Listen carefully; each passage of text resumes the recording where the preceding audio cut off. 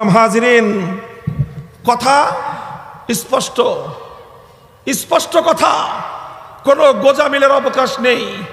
পরিণাম কি হবে ভাববার সময় আমার নাই। আল্লাহকে রাজি করে কথা বলার সিদ্ধান্ত গ্রহণ করেছি। আল্লাহকে রাজি করার পর যে যে রাজি হবে ওয়েলকাম। আল্লাহকে রাজি করে কথা বলার পরে যদি কেউ নারাজ হন, আপনার প্রতি আই এম সরি বলা ছাড়া আমার আর কোনো উপায় নাই। হযরতে সাদ ইবনে আবি ওয়াক্কাস রাদিয়াল্লাহু তাআলা আনহুর এই ঘটনা মুমিনের সামনে ঈমানের মানদণ্ড প্রমাণ করে দেয়। ঈমান কাকে বলে?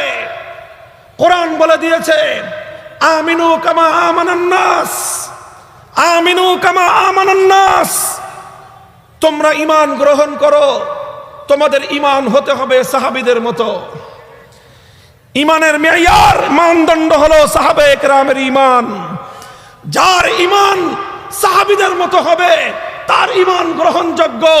যার ঈমান সাহাবীদের ঈমানের সাথে মিলবে না সেটা ঈমান নয়, সেটা ঈমানের নামে মুনাফিকি আর ভণ্ডামি। সাহাবায়ে কেরাম মেয়ারে হক, সাহাবায়ে কেরাম মেয়ারে হক, সত্যের মাপকাঠি। কিয়ামত পর্যন্ত কোনটা সত্য কোনটা মিথ্যা, কোনটা হক কোনটা বাতিল, কোনটা ঈমান কোনটা কুফর বুঝতে হলে সাহাবায়ে কেরামের মানদণ্ড দিয়ে মাপতে হবে।